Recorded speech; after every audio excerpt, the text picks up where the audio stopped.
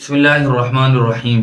नमाज के मुताल्लिक एक बहुत ही अहम मसला है जिसका जानना हम सब के लिए ज़रूरी है। वो ये है कि अगर कोई आदमी नमाज में किसी भी रुकन में, वो क़ौमे में हो या ये कि जलसे में हो या सजदे में हो, रुकू में हो, एक रुकन के बक़दर खामोश रहता है। एक रुकन की मिक़दार है 3 तस्बीह, यानी जितनी देर में 3 मरतबा सुबहान रब्बियल आला कहा जाता है या जितनी देर में 3 मरतबा सुबहान रब्बियल अज़ीम कहा जाता है, इतनी देर अगर कोई आदमी नमाज में खामोश खड़ा रहे तो ऐसे आदमी पर सजदे सौ वाजिब हो जाता है।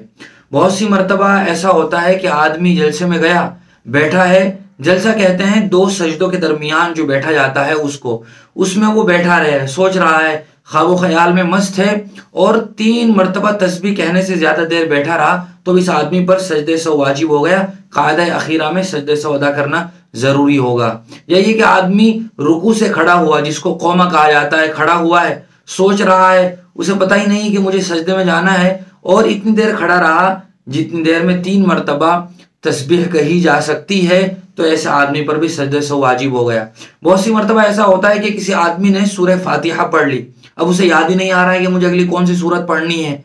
बस खड़ा हुआ सोच रहा है और उसके सोचने की मिकदार इतनी हो गई कि जितनी देर में 3 मरतबा तस्बीह पढ़ी जा सकती है, तो ऐसे आदमी पर भी सजदे सौ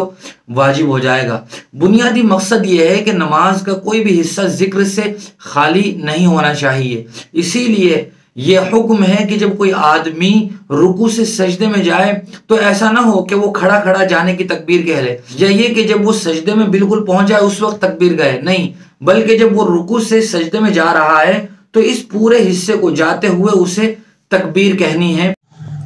ताकि ये हिस्सा भी जिक्र से खाली न रहे।